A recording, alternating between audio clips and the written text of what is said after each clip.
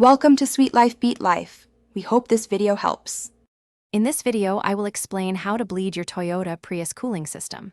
First, gather your tools: a spill-free funnel, new coolant, and a 10mm wrench. Ensure your engine is completely cool before starting to prevent any burns. This process is crucial for removing air pockets that can cause your engine to overheat and your heater to perform poorly.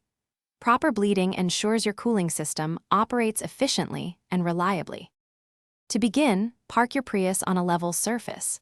This ensures you get an accurate reading of your coolant level throughout the process. Next, locate your radiator cap and the coolant reservoir. Before adding any coolant, make sure your heater control valve is fully open.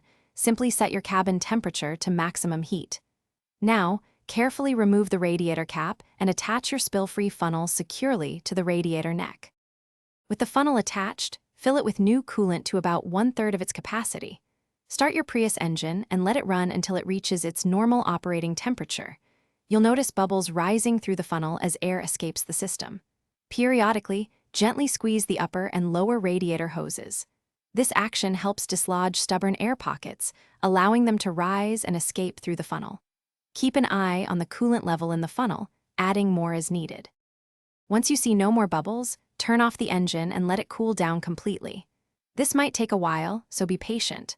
Once cool, remove the funnel and securely replace your radiator cap. Check your coolant reservoir and fill it to the full line if necessary. Drive your Prius and monitor the coolant level over the next few days, topping it off if it drops.